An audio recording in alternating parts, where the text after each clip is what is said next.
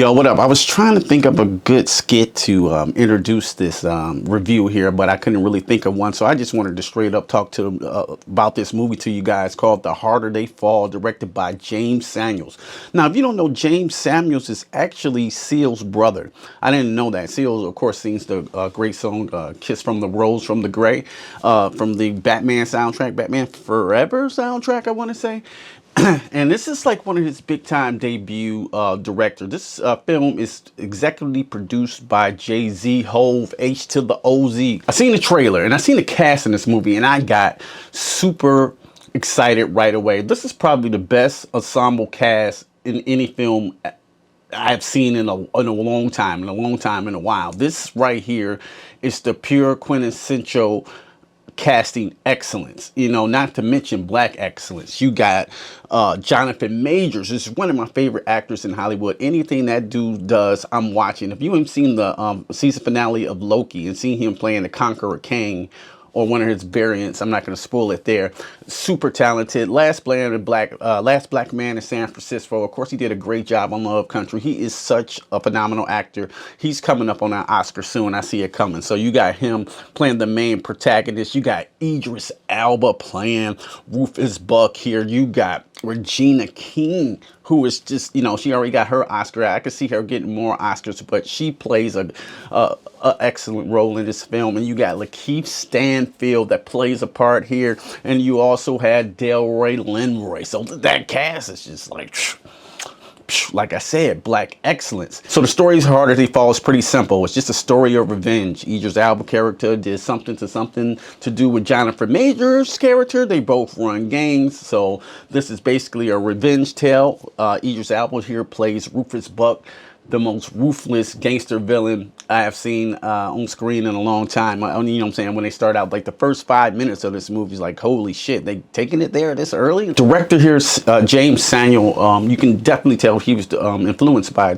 Quentin Tarantino, Robert Rodriguez, things like that. Just his directorial style. So this is more like a modern Western when they mix in hip-hop songs and reggae songs with the Western time. Now, they can throw a lot of people off of it, but to me, I think it works with the scene and what they were trying to do. The movie's also pretty damn funny.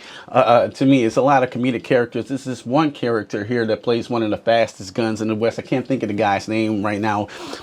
He provided most of the comic beats in this film. And I want to say this too, the film is really violent, you know what I'm saying, which I like, you know what I'm saying, so they mix the comedy with violence with the great actors here. So like when the actors are on screen, you can see they're having fun. They're trying to outdo each other, you know, in the scene, chewing up the dialogue and the scenery. And I think the movie flows pretty good, except my one gripe here. This is probably the only gripe I have about in the whole film, really. The second act drags for a little bit too long, you know. So I clicked on another review today, John Campea. I was just like, all right, I'll just see what John Campea thought of it. I had the opportunity to watch the movie. I think it comes out on Netflix in a couple of weeks. I can't remember exactly when, but I had the chance to watch this on Netflix last night.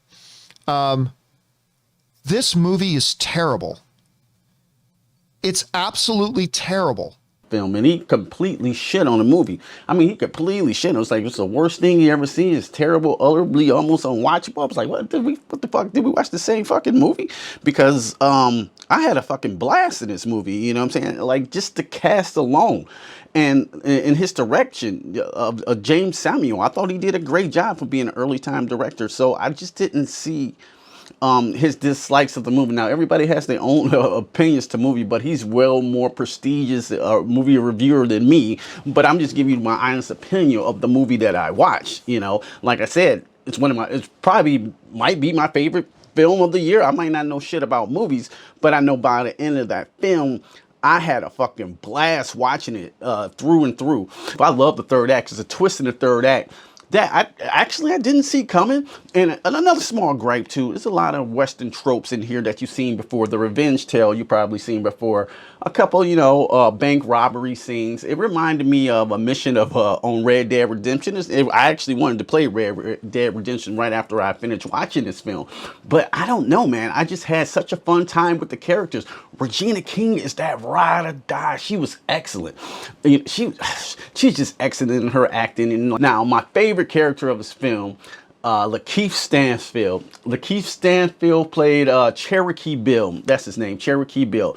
Now, how he played this reminded me of Brad Pitt in the assassination of Jesse James by the coward Robert Ford. Boy, was that a mouthful.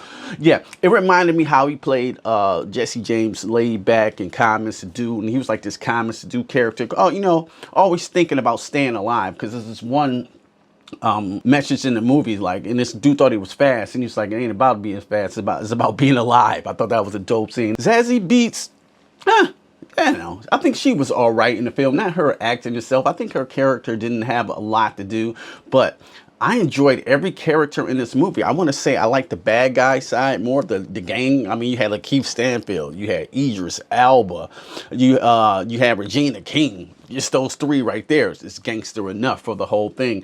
And I think it plays out pretty good. You know, you can definitely tell he was inspired by Tarantino with all the bloody violence. I could have used a bit more bloody violence, but they did a pretty good job for what they had to work with on Netflix. I think this should have been on the big screen, to tell you the truth. So wrapping that up with all my small gripes, I think the second act could have been trimmed down a little bit, and then some of the Western tropes were a little corny as well. But the black cast here, the black excellence, only people were probably missing in this Mahershala Ali. You give me Michael K. Williams, God rest his soul. I could definitely see him in a part like this. But I had such a fun time. Great job by Jay-Z. Great job by the great ensemble cast and the great direction of James Samuels. Shit, I almost forgot his name. But yeah, I had a blast. It's one of my favorite films of the year. John Campea didn't like it. You might not like it either, you know, but I'm just giving you my honest opinion of how I felt after I watched the film. So if I had to give this a score of, I think I'm gonna give it a strong 4.5 out of 5. And if you guys got Netflix, I think it'd be awesome to watch over the Thanksgiving holiday. Definitely check out The Harder They Fall. But once again, guys, thanks for watching this review. I'm just giving my honest opinion. I really would know what you guys thought about the film. Was it fun? I think it's definitely, I mean, this is the type of film I get excited to talk about, you know what I'm saying, when I just have a blast in a theater, or this case at home streaming. So let me know what you guys thought in the comments below. If you like this video, hit me that like button. If you want to become part of the Q Review family, go ahead, hit that subscribe button. And don't just stare at it, partner. Eat it. Peace. I'm out cold, you hoes been exposed. Walk up on you slow with the foe, and I know you got more left for dead on the road. I strode when your car got